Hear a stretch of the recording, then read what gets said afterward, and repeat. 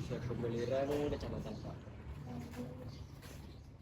Untuk pertanyaan yang pertama, siapa nama owner kios kopi?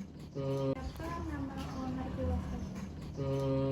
Kalau owner Kilos Kopi sendiri itu kita ada 3 orang subjeknya untuk beberapa owner. Jadi kayak ada founder, owner, sama pengembang. Kalau ownernya secara brand saya Wendy Cahyono, kalau untuk pengembangnya ada sendiri, terus ada foundernya juga ada sendiri. Baik, untuk yang kedua, alamat Bapak atau Mas? Alamatnya aku bertempat tinggal di atau tempat usahanya di Desa Gembelirang, Kecamatan Kabupaten, Kabupaten Banyuwangi. Sejak kapan usaha ini berdiri? Awal mula usaha ini berdiri sejak 2019.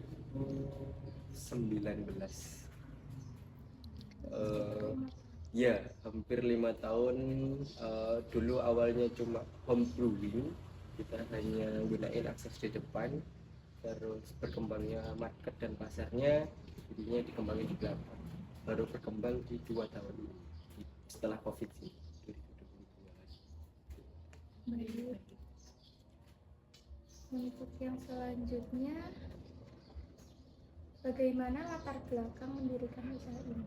Latar belakangnya karena saya sendiri tidak background orang bisnis atau mungkin keluarga bisnis, jadinya dari hobi. Dulu saat kuliah aku suka banget, hobi banget kopi, nongkrong. Terus berjalannya waktu, setelah aku dapat kerja, ternyata waktu Sabtu Mingguku longgar, jadi kayak lebih banyak membuang uang sih sebenarnya daripada hal itu terjadi. Jadinya aku bangun komunitas kecil untuk teman-teman itu sharing kopi. Awalnya sih gratis, lama-lama mungkin permintaan market makin gede, jadinya larinya ke komunitas.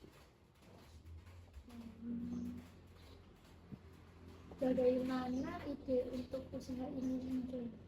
Salah satu idenya sih itu tadi sih, karena mungkin setelah kuliah, setelah itu kerja, setelah itu dapat income sebelum menikah, jadinya income yang aku tabung ini daripada didiamin aja gitu nggak berkembang, lari ke hobi.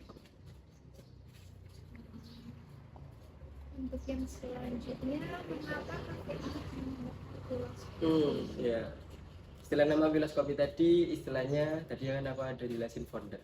Jadi founder itu kita punya komunitas kecil di teman-temanku waktu zaman kuliah itu, mungkin kayak kalian lah ya, mungkin punya nama temen, nama kelompok lah ya. Iya, nama circle. Itulah yang istilahnya Kilos. Kilos itu bahasa Yunani. Istilahnya bisa kerabat dekat, saudara, ataupun pasangan. Jadi istilahnya keluarga yang paling dekat. Itu sih. Jadi istilah Pilos itu dulu aku jalan-jalan mungkin sama sih kayak kalian ya.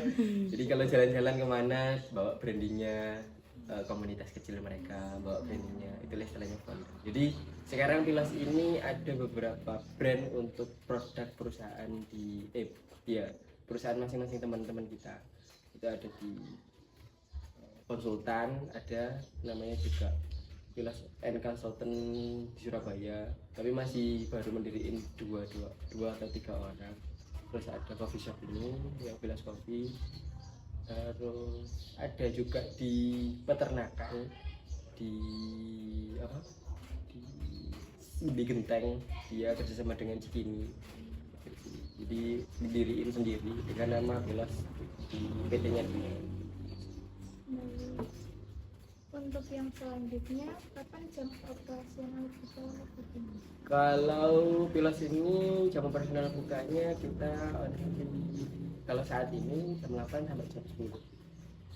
Itu weekday dan weekend. Iya, kita buka setiap hari, everyday. Nggak ada perbedaan antara weekend dan Nggak ada.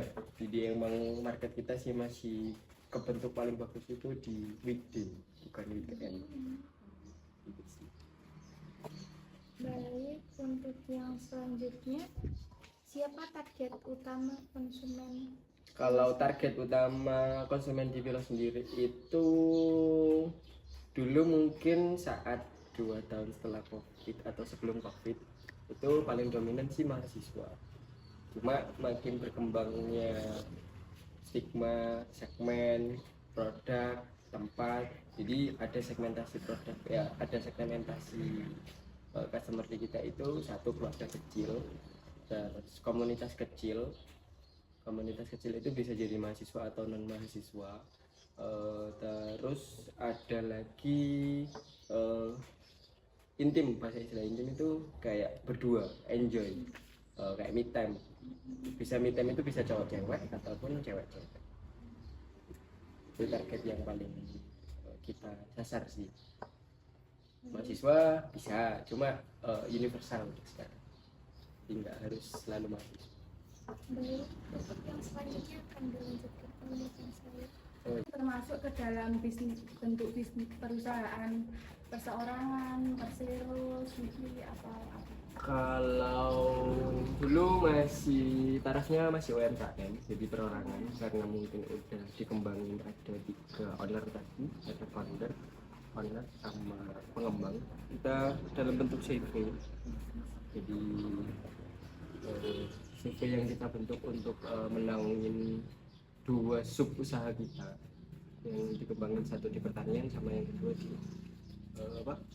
coffee and resto. Jadi istilahnya kalau di kita sih bukan resto aja sih, coffee paling dominan di kita yang kita pilih. Selanjutnya untuk modal awalnya itu dari kakak sendiri atau ada investor?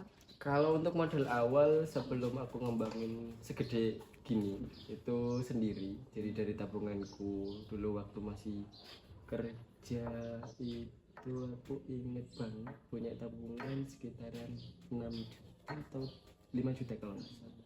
Itu buat beli Aldo. Aku beli mesin espresso itu kalau nggak salah 3 juta, terus beli grinder itu 1,5 juta, sama beli ketel itu doang. Jadi pondasi dasarnya sih mesin sama grinder sama. Kalau gelas dulu masih pakai punyanya orang tua sebelum ke cup.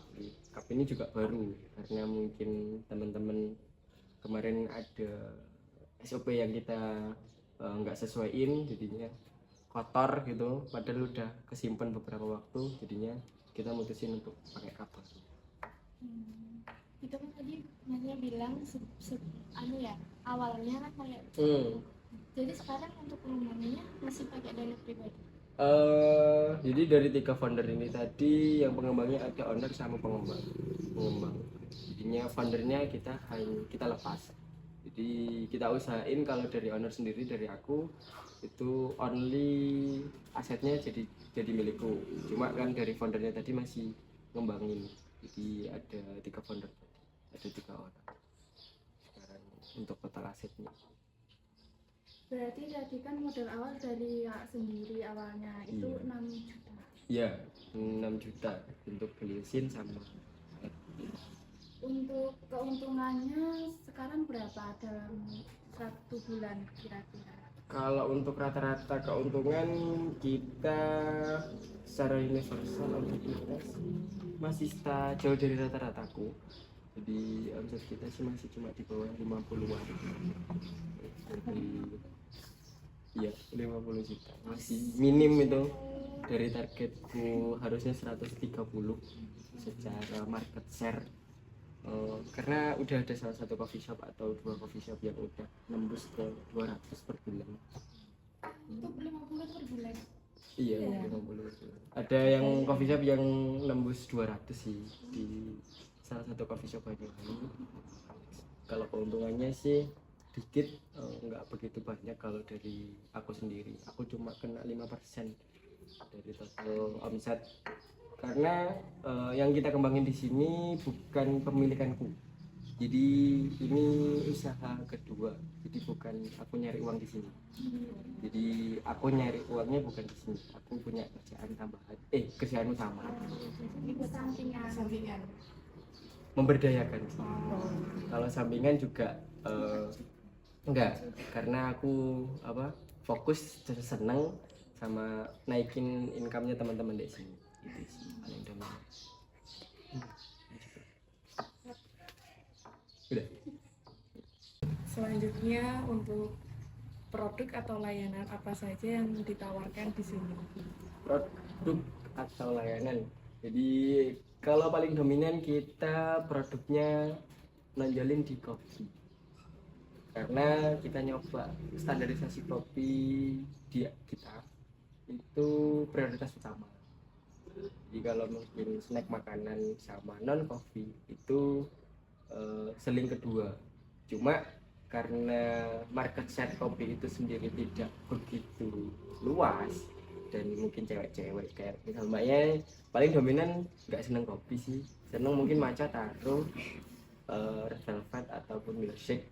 Itu tetap kita cari beberapa produk kita yang satu prioritas kita itu sehat, yang kedua produknya paling dominan relatif paling bagus, yang ketiga konsumsi itu di setiap hari itu tidak berimpact di kehidupan atau kesehatan. Itu fondasi menu di Pilos. Di Pilos Cafe ini yang paling best seller itu menu apa ya Kak? Kalau dari penjualan non cafe sih paling dominan non coffee sih. Jadi perbandingannya kalau non coffee-nya itu anggap 20 ya, kopinya itu hanya menampung 15, satu setengahnya Mas. Jadi jalan kopinya, cuma nggak dominan penjualan untuk non kopi. Terus apa yang membuat kakak memilih untuk menjual menu-menu tersebut? Satu, karena aku juga senang dan aku ngerasain produk itu tak minum tiap hari. Jadi prinsip dasar di kita, kenapa mungkin secara harga kita juga kompetitif, secara produk juga kompetitif. Jangan sampai customer yang kita jual, customer yang beli produk kita, dia ngefek ke kesehatannya dia. Itu paling. Kalau dari harga, karena kan kita jelasin kualitas itu tidak berimpact secara langsung. Bisa aja sih, banyak kok kompetitor-kompetitor yang di range kita itu jualan cuma 10, 9. Tapi kan secara produk customer tidak teredukasi. Dia pakai produk bahannya itu apa. Wih, contoh mbaknya sih jualan bangkai deh, pakai bunga. Yang itu yang kayak kawat dulu. Iya, itu kan punya range masing-masing ya dari harga produknya tadi. Itu sih. Fondasi kita seperti itu. Makanya dari harga, price, kualitas kita selalu menjaga. Mohon maaf nih salah. Saya itu sering kayak pas nongkrong itu mungkin kadang agak pricey tapi itu nggak sesuai kualitasnya. Terus, di salah satu coffee shop atau di gini? Di salah satu coffee shop itu kayak perumpamaan beli matcha. Nah, matchanya lumayan pricey tapi yang berasa malah manisnya. Bukan matchanya. Karena kita di sini bahasa istilahnya kalau kita produk ya, mungkin orang zaman sekarang lebih pinter ya dari zaman dulu ya, karena bisa dari konten dan lain sebagainya. Kita paling dominan edukasi terkait kesehatan ataupun seberapa sih orang itu konsumsi matcha kita, kopi kita, susu kita, taruh kita itu dia lebih enjoy untuk menikmati, karena customer sendiri itu tidak akan tahu produk yang di kita itu isinya apa. Pernah nggak teman-teman, aku beli contoh sederhana ya, aku beli es teh nih, es teh jumbo 3 bulan 3.000. Ada nggak yang pernah neliti itu es tehnya terdiri dari apa aja?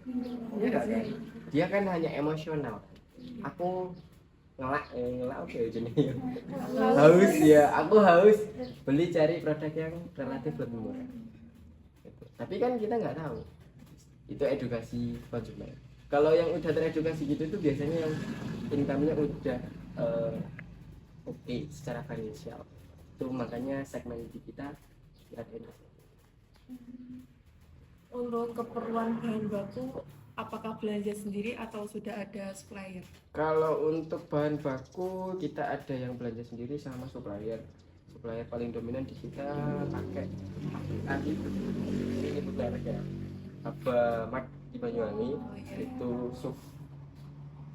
supplier bahan baku beberapa ada yang premium ada yang enggak premium di salah satu Banyuwangi. Jadi kalau misal ABA itu dulu kan mungkin aku mainannya ke hotel ya sambil ngambilnya semua. Kalau untuk belanja sendiri lokal ya contoh kayak kualitas pasar lah ya, karena di ABA enggak ada kayak sayur tiap hari sama beberapa daging fresh itu coba kita nggak buat stok banyak karena untuk jalin kualitas. Jadi misal contoh sederhana kita beli ayam utuh fillet atau steak ya, itu kita hanya untuk stok 10, di hari berikutnya kita nyetok lagi 10 karena biar nggak kelamaan di freezer. Udah. Selanjutnya, sebelum membuka bisnis ini, apakah Bapak itu melakukan riset pasar? Dengan cara apa Bapak melakukan riset pasar tersebut dan apa yang Bapak peroleh? Kalau untuk riset pasar awal enggak. Riset pasarnya setelah jalan. Jadinya karena mungkin kita tidak jelas di awal itu kita basicnya cuma hobi dan pengen membangun UMKM di daerah sini. Jadinya riset pasarnya baru dilakuin setelah jalan, setelah COVID sih, karena mungkin COVID sendiri kan membawa perubahan yang sangat signifikan. Orang mungkin contoh sederhana, orang mungkin mau ngopi atau mau refresh juga nggak di sebelah tetangga mereka, tapi mereka pengen cari yang tempat jauh. Makanya kita riset pasar baru beberapa 2 tahun ini, makanya kita berani apa sih pasar di Pilas ini itu baru Pilas. Tapi kalau misal 1 tahun pertama kita hanya membangun untuk gimana caranya kita bertahan dari gempuran COVID sih waktu itu. Terus selanjutnya, bagaimana strategi pemasaran yang Bapak gunakan? Kalau untuk strategi pemasaran sih paling dominan mungkin satu, mungkin media sosial. Media sosial kita usahain aktif, jadi ada interaksi emosional dibentuk di situ, yang ngikutin beberapa tren. Terus yang kedua itu word of mouth, bauran mulut ke mulut. Itu bauran mulut ya udah sering terjadi ya. Jadi bauran mulut ke mulut itu yang paling menjadi fondasi di kita. Jadi kita tidak mengejar viral sebenarnya. Kenapa mungkin mbak ini kenapa punya seni enggak iklan makan di kantor 1-2 itu enggak, karena apa, dalam risetku aku punya manajemen itu kita pengen bertahan lama. Kita pengen bertahan lama, tidak hanya usaha kita itu hanya berjalan cuma 1 tahun viral, setelah itu kita habis, itu enggak. Terus kenapa di Pilas secara musik, secara ada konten kreator, secara live beberapa juga memang strategi dia paling dominan word of mouth. Orang ngerasa puas terkait servis kita, produk kita, dia merekomendasi kita punya ayo dong. Selanjutnya, apakah ada strategi khusus untuk menarik pelanggan baru?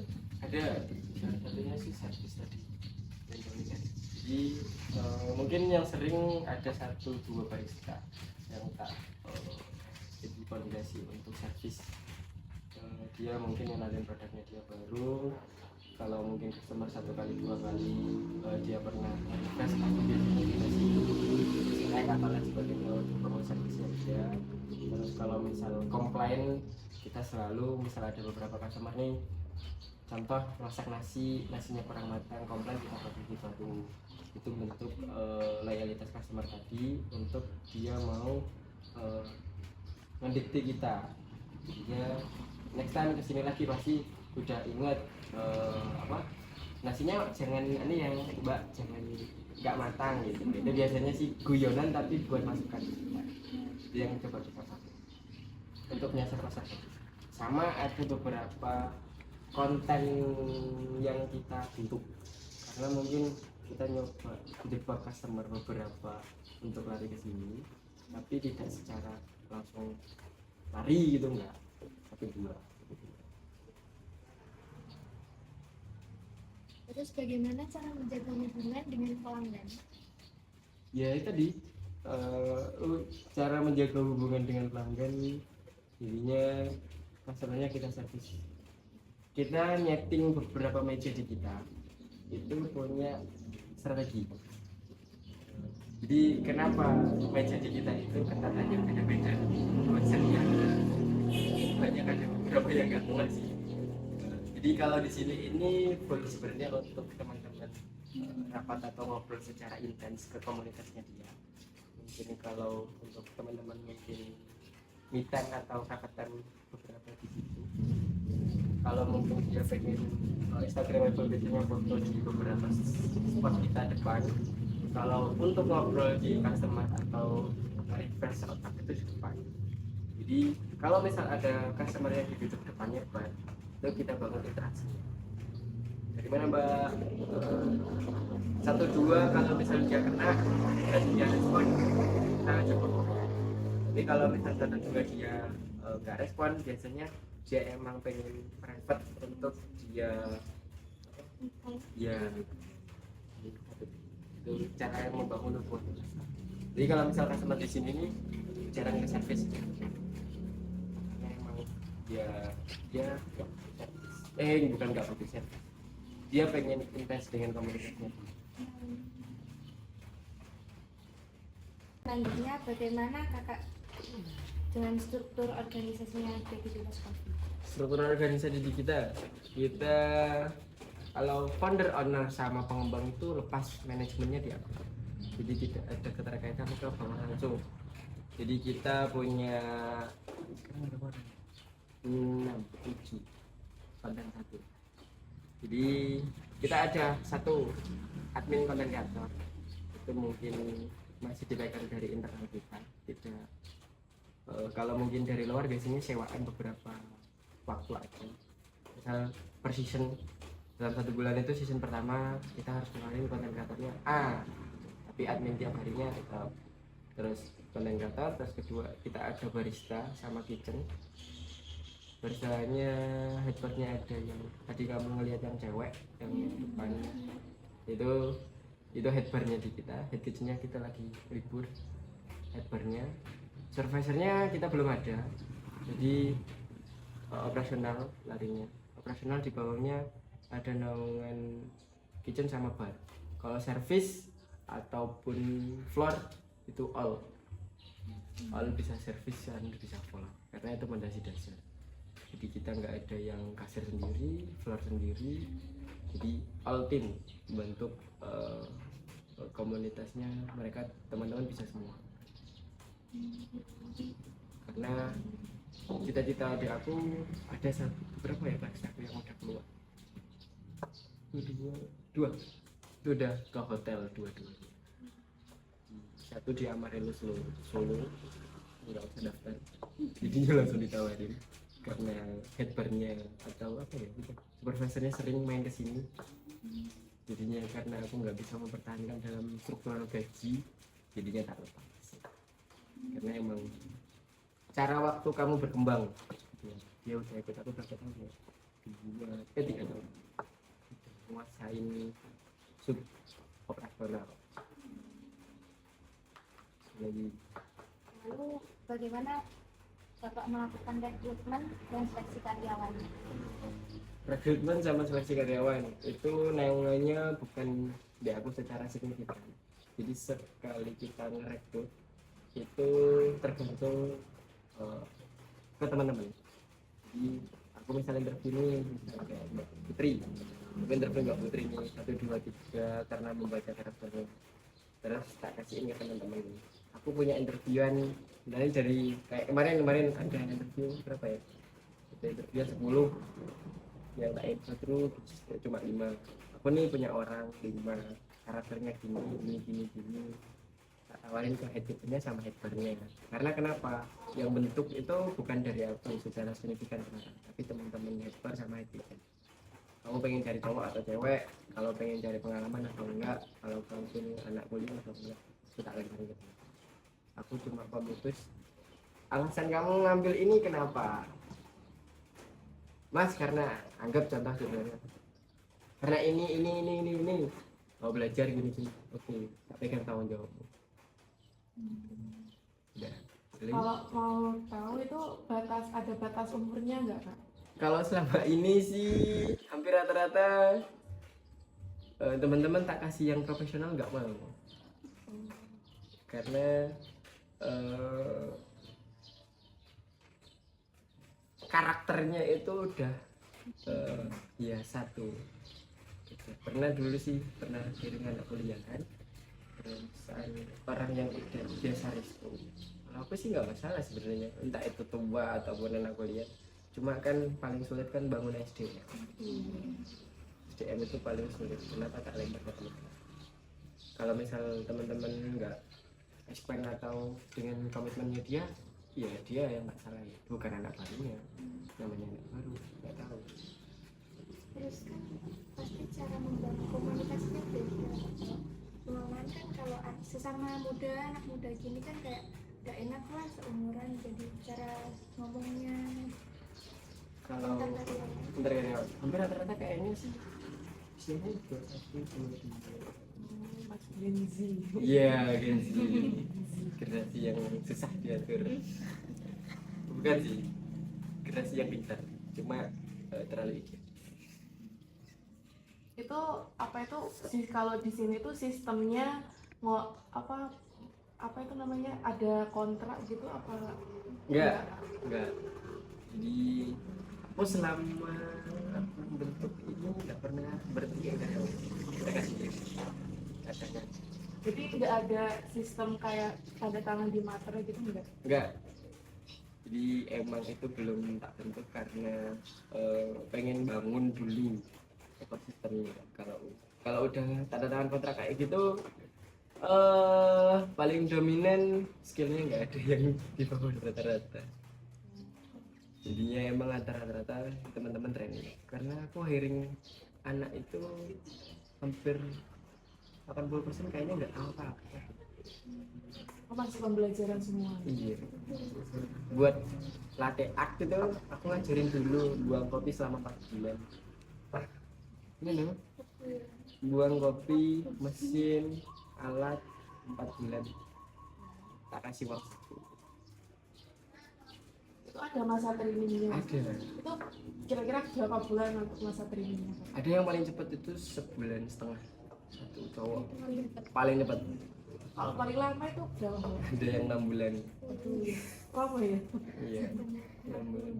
Bukan karena ya, dia nggak mau belajar sih sebenarnya. Harusnya sih kalau misal dia ada niatan mau belajar, cepat sih. Kan tools di kita ada, bahan ada, apa yang kurang?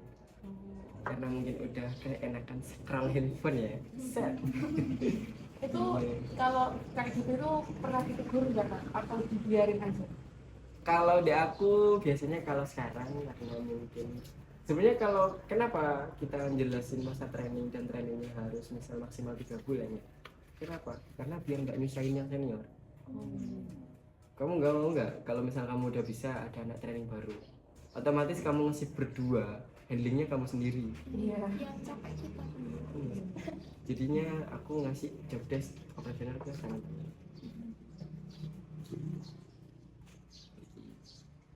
Lalu apa saja kriteria yang dibutuhkan untuk menjadi karyawan? Cantik nggak jadi dominan. Follow up paling banyak juga nggak jadi dominan.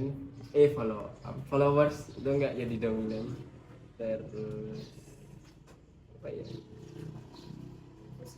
Usia nggak begitu. Tapi rata-rata sih di bawah. Karena emang kalau misal udah rata-rata di usia saya, ini sih belajar sebulan 2 bulan itu nggak apa-apa. Apa sekolah pendidikan? SMP pernah nggak ya? Dulu pernah, cuma kebiasaan di sawah ya, Pak. Karena dunia F&B itu unik sih, kerjaannya bukan kayak pabrik. Kalau kita kerja di pabrik, kayak kalian kan di wisata ya, dunia wisata itu kita kerja 1 kali 24 jam sebenarnya, tapi jam istirahat kita itu bisa fleksibilitas tergantung keinginan dan kebutuhannya. Sama halnya kayak di dunia wisata, ini kan sebenarnya wisata, orang refresh kan di sini sebenarnya, bukan konsumsi utama. Kalau konsumsi utama mending makan mie ayam lah. Iya nah. Tapi di mie ayam sama di sini kan nggak sama-sama nggak didapat, gitu sih. Dan punya segmen masing-masing. Itu kriterianya nggak jadi dominan, mau belajar doang. Mungkin mau belajar. Iya. Separah-parahnya aku training anak 6 bulan, kalau dia masih mau belajar tak jadi. Tapi ya siap-siap aku punya fisika dia. Beli. Sudah. Beli. Untuk yang selanjutnya, bagaimana SOP yang ada di Virus ini? SOP terkait SOP-nya apa ini? Karyawan. Oh, karyawan. Iya. Satu sih on time. Yang kedua, kita kan ada 2 tadi ya, bar sama kitchen. Iya. Barnya preparing itu wajib handling bar sama kitchen. Jadinya apa bahan yang harus kita jual hari ini itu di prepare. SOP-nya preparing. Terus yang kedua, kebersihan. Biasanya kalau belakang itu kita baru buka only itu siang. Harusnya sih di sebelah sini ini dibersihin jam 2. Jadi kalau jam season pertama itu kita kan ada 2 shift nih, pagi sama siang. Yang pagi itu bersihin depan. Kalau yang belakang itu biasanya kalau bersih total daun-daun itu baru siang. Karena yang pagi udah prepare sama bersihin depan. Terus setelah pulang yang siang itu ngepel semua. Tiap hari. Makanya kita nyapu ngepel itu jadi kondimen utama. Bersih. Iya, kondimen utama. Ya kita nggak bisa, kadang kan ada beberapa opsional yang nggak kita ingin kita. Terus yang kedua, kadang kan ucapan terima kasih. Terus customernya udah pulang, masih ada satu teman yang langsung ke sini.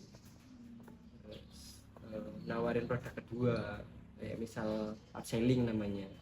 Bahan-bahan yang kosong biasanya kita confirm, kita ambil itu upsellingnya. Udah cukup. Udah. Untuk yang selanjutnya, bagaimana cara hubungan karyawan? Tadi customer ya. Yang selanjutnya, bagaimana cara untuk menjaga hubungan para karyawan? Hubungan. Aku dengan karyawan. Bukan karyawan dengan karyawan. Bukan. Dua-duanya bisa. Kalau karyawan dengan karyawan nggak tahu saya. Ya, kalau aku dengan karyawan kita ada reward and punishment yang kita bentuk sih.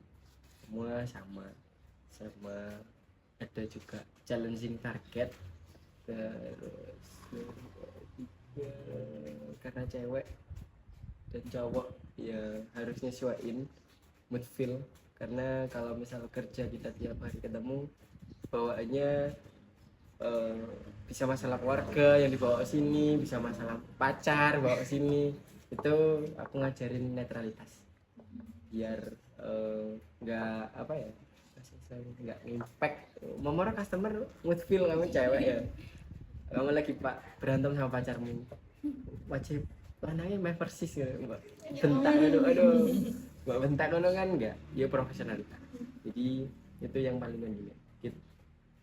Customer sebagai raja bahasa Israel, tapi nggak ada raja yang seenaknya sendiri.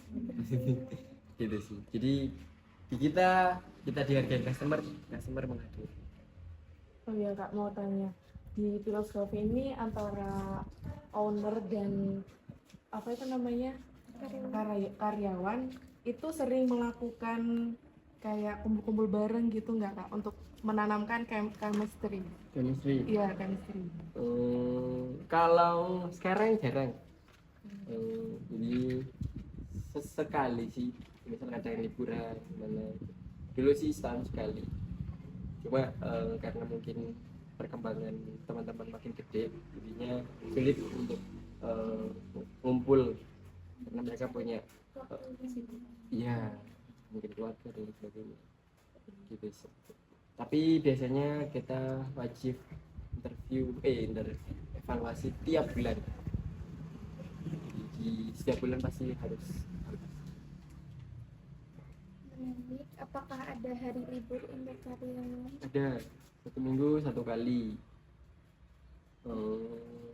Seminggu 1 kali sama end shift full biasanya. Jadi kadang kan dia masuk siang,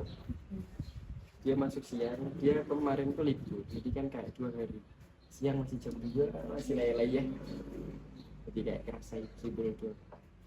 Dan jam 10 wajib closing.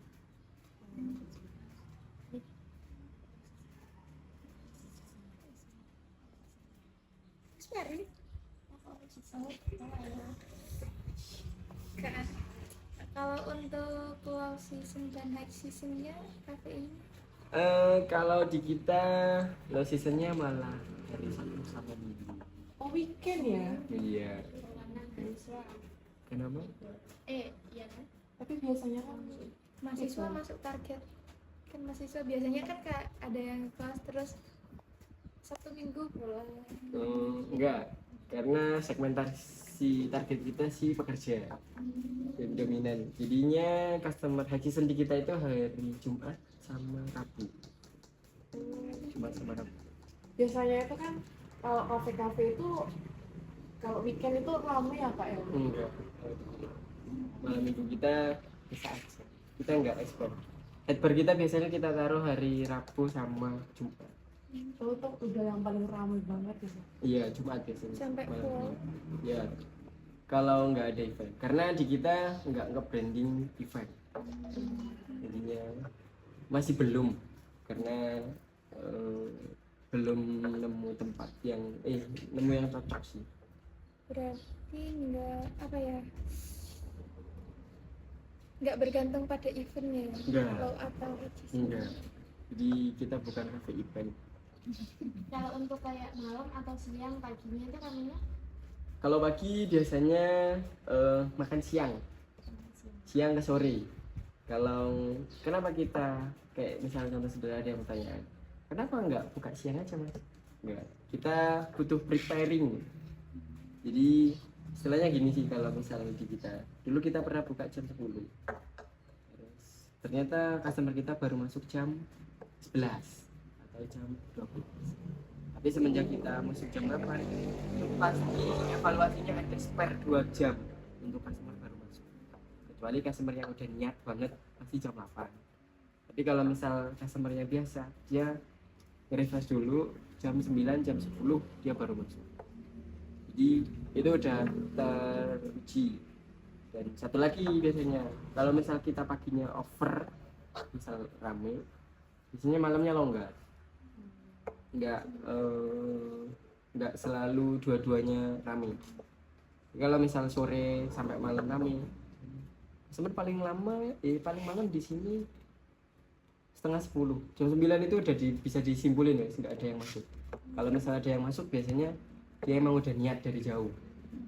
Tapi kalau misal yang lokal-lokal biasanya jam 9 atau setengah 10 kita udah nggak ada customer baru, karena udah tahu di kita itu selalu on time kalau pulangnya. Jam 10 customer udah wajib, berarti kalau selesai onsite jam 10 itu customer harus wajib ditutup. dibilang ya Iya, kita ngerimen 3 kali. 1, bill kita kasihkan kalau misalnya belum open bill. Kalau yang kedua kadang itu kita remind 1 kali 2 kali. Kalau yang ketiga preparing semua, disisain 1 tempat. ada nggak mas karyawan yang kayak udah dibilang tapi dia tetap itu Karyawan apa customer? Ada ya, orang lokal sih, kadang kan orang-orangku sih. Cuma kalau misal customer loyalku, tapi kalau misal customer loyalku biasanya sih aduh tadi main dhisik, tadi mas main dhisik. Kadang like misal ada aku di situ kelihatan gitu malah lebih enjoy, santai. Dan sampai jam 11 ini tak temenin maksudnya. Tapi Kan. karyawannya udah Udah off wajib karena kasihan udah capek. Jadi saat ya contohnya kayak misalkan aku ngerasain jadi pegawai juga ya, kalau terlalu overtime kasihan. kadang kan ada kafe yang overtime gitu kan. Aduh, Nggak sesuai, iya. saya tidak jadi gitu. Jadinya paling mentok teman-teman itu 10:30. Kalau misal jam 9:30 customer itu baru datang, kita pasti terima. Kak, kita closing jam 10, gak apa-apa. Atau ini kita rekomendasiin take away. Ayo mbak, gak apa-apa. Tapi menu itu 5 menit udah keluar. 5 menit, 10 menit udah keluar. Nggak mungkin harus nunggu lama gitu. Jadi pasti 9:30 kita terima. Karena dulu ada customer berapa ya? Ada 10 orang kayaknya. 2 mobil. Dia datang jam 10 orang. Jam 9:30. Langsung di-remind. Maaf kak, kita closing jam 10. Udah ditambah. Jadi prioritas utama enggak. Prioritas utama nge-refresh teman-teman. Karena kenapa? Customer istirahat, besok kita kerja lagi. Itu sih. Tenaganya di situ. Makanya enjoy anak-anak kalau masuk pagi. Jadi kayak tenaga baru. Lagi Untuk proses evaluasi dan monitoring karyawan. evaluasi satu target biasanya bulan ini udah berapa segini. Kalau misal nggak kecapai targetnya biasanya kendalanya apa. Terus yang kedua evaluasi bar sama kitchen TikToknya berapa menit. Terus buat menu minuman. Jadi ini lama nggak? Enggak sih. Yaitu menu. Kalau minuman itu maksimal 5 menit. Maksimal. Tapi cepet sih. Maksimal 5 menit. Kalau makanan itu maksimal 10 menit. Tapi tergantung kondisi tempatnya ada rame. Tapi meskipun rame tak wajibin 10 menit. Kecuali biasanya yang lama itu taking ordernya udah masuk, nasinya nggak matang. Gitu. Pasti biasanya teman-teman tak suruh remind. Kalau mau ganti, jadi kalau misalnya di atas 5 menit nasinya tadi baru kayak pagi ya, kan baru masak lah ya. Kalau misal dia belum taking 5 menit pasti kita remind. Kak, mungkin mau ganti atau mau nunggu. Tapi kalau misal customer nunggu sampai setengah jam, kita dulu pernah, cuma sekarang udah pas kecepatan itu paling kita evaluasi paling reguler. Itu ada yang komplain nggak kak selama gitu Apanya? customernya? Pernah, iya pas Pasti. rame. Pernah pas rame, terus dia pesan pertama, temennya udah keluar rumah, dia belum keluar, pasti ada satu kendala. Contoh kayak nasi. Pasti kayak padahal saya duluan. Iya, itu biasanya 5 menit di remind. Kak, nasinya masih belum matang, jadi kita nggak mau ngeluarin. Mungkin kakaknya mau nunggu atau mau ganti menu. Kalau mau nunggu, ya dia udah paham nunggu. Kalau ya ambek masak. Nasi gue lama. Ada komplain pasti ada. Yang satu lagi nggak matang tadi kadangan. Mungkin kita kan pakai air fryer. Kadang di dalamnya itu masih juicy, karena kan freezeran, itu masih juicy, jadinya mungkin apinya kegadean, itu langsung kita ganti yang baru, ditunggu 5 menit kita ganti yang baru, meskipun udah dimakan separuh ya. Tapi kalau misal udah dimakan separuh itu kadang jarang juga komplain, tapi ada juga yang komplain. Selanjutnya untuk pembagian karyawan itu apa ada potongan atau bonus? Ada, kalau potongan kita nggak pernah, kalau bonus ada. Kalau teman-teman kadang nggak masuk gitu, izin itu nggak dipotong. Kalau memecah Iya, ya kayak memecah Gelas, iya piring atau gimana itu, Kita hanya nyata. Iya, tapi kalau mau makan enggak? enggak. Karena Enggak ada potongan. kadang ada yang kalau pas ngasir terus nggak balance Itu ada resiko dari kasirnya kalau yang nggak balance. Kalau misal mecah barang ke kita data untuk kita beli lagi di periode berikutnya. Tapi itu nanti karyawannya yang enggak. Cuman bonusnya itu waktu apa? Bonus apa ini? Bulanan sih biasanya. Achieve target di range bawah kita. Di kita kan penggajiannya unik. Jadi grading kalau di kita. Grading sama target. Grading apa ya? Di sini paling dominan itu yang dihargain bukan masuk tiap hari, tapi seberapa profesional kalian kerja, seberapa bagus skill kalian, itu yang paling dihargai. Karena kalau misal kalian rutin tiap hari datang, sama aja. Itu nanti mantaunya lewat CCTV atau gimana? Enggak, CCTV di dalam satu cuma. Aku nggak memantau teman-teman. Only keuangan, menu, supplier itu tak kasihin teman-teman. Kepercayaan Iya. yang lebih penting. Iya. Tapi kalau misal satu kali achievement dia kena berapa nggak sesuai dengan range kaya, biasanya tak remind. Sekali 2 kali. Itu visi jangka panjang usaha Bapak itu. Visi jangka panjang, satu bisa jadi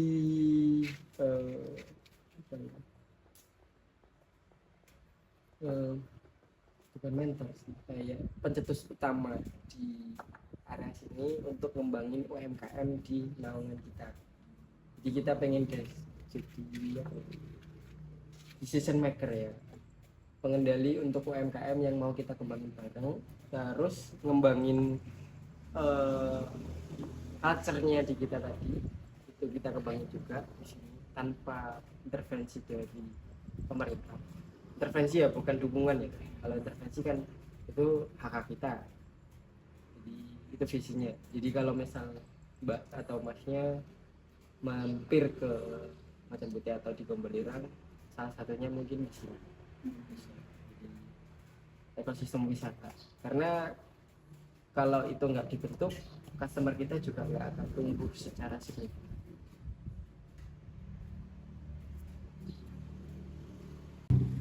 Baik, untuk selanjutnya apa yang ingin Bapak capai dalam waktu dekat ini? Saya pribadi. Iya. Untuk kafe ini. Kalau untuk kafe ini tadi ekosistem tadi harus berkembang di situ. Ekosistemnya harus kebentuk antara UMKM lokal, luas sama destinasi wisata sejarah ataupun sejarah. Jadi nanti akan timbul ekosistem baru yang kebentuk. Kalau selama ini kan Vilas ini dikirain berdiri sendiri.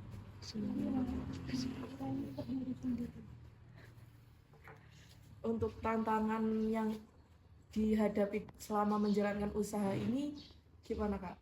Tantangannya? Terus cara mengatasinya itu gimana? Cara mengatasi sama tantangan. Satu sih kompetensi produk, itu kadang misal kayak misal ada yang jualan di sini ada nasi atau mie ayam, di sini kan impact kan beberapa. Tapi secara branding kita kuat. Jadi orang yang ke Vilas ini punya beberapa keinginan atau yang pengen dicapai, atau mungkin tempat yang paling tenang. Gitu. Atau makanannya juga enak bisa aja. Terus segmentasinya produknya berbeda. Yang kedua sih sekarang udah mulai terintervensi ke beberapa stakeholder di sini, di desa dan lain sebagainya. Karena mungkin kan makin gede, makin ramai, makin berisik ya menurut mereka. Tapi karena manpowernya dek aku jadinya nggak berani. Makanya sekarang. Untuk resiko dalam bisnis usaha ini ada nggak Kak? Risikonya rugi, bangkrut. Iya no. Risikonya rugi, bangkrut, ditinggal karyawan, sama Iya, konsepnya gitu. Enggak sih, kalau resep tak open. apa ya, kayak ih, bisa aja kan karyawan ide ya ide. Iya bisa. Bukan, ya bukan hanya itu. uang juga bisa. Iya. Yang paling Kan resiko. utama sih ya. Karena kan bukan aku yang jalanin ya. Sulit loh. Kepercayaannya tadi. Sulit. Aku dulu paling orang yang nggak percaya sekali sama orang. Sulit. Ada lagi. Terus bagaimana Bapak melihat bisnis ini dalam 5 atau 10 tahun ke depan? Kalau 5 dan 10 tahun ke depan ini coffee shop, utamanya coffee shop ya, tidak akan mati dan selalu akan berkembang. Segmentasinya akan selalu tumbuh karena percepatan media sosial dan minuman sehat itu orang juga mulai ngerti, tingkat pendapatan orang juga makin banyak, segmentasinya makin dari mungkin kalian kuliah nanti berkeluarga kan tahu lah, ada lagi generasi bawahnya pasti akan selalu tumbuh. Terus pelajaran penting apa yang Bapak pelajari dari pengalaman menjalankan usaha? Percaya sama orang, Oh bisa sama orang. Ada satu. selalu tak pelajaran yang paling berharga. Kalau Jangan sungkan. dibohongin itu gimana? Kalau kita kan udah percaya terus dia itu membohongi kita. Beresiko. Oh, resiko. Iya. Iya itu resiko. Kamu bisa percaya sama pacarmu. Kalau dibawain sama pacarmu resiko gak? Iya. Yang goblok siapa? yang kita Kan selalu seperti itu ya. salah Hmm? siapa Ya sudah kan nggak salah kalau percaya sama orang. Pinter juga ya? Ada Terus lagi. yang terakhir, apa nasihat Bapak bagi kami yang ingin memulai usaha? Nasihatnya satu, untuk memulai usaha, satu jangan hutang. Entah itu hutang keluarga, entah itu hutang ke temen. Kamu punya tabungan berapa? Itu dulu lakuin. Lama-lama kalian expand, pasti punya cara. Kalau misalnya kalian udah mulai berkembang, baru kalian merintis investor, bisa hutang ataupun jual warisan. Iya kan, bener ya? Kan caranya masing-masing ya. Jadi tentuin dulu produk kalian, tentuin dulu market pasar kalian, tentuin dulu hobi kalian.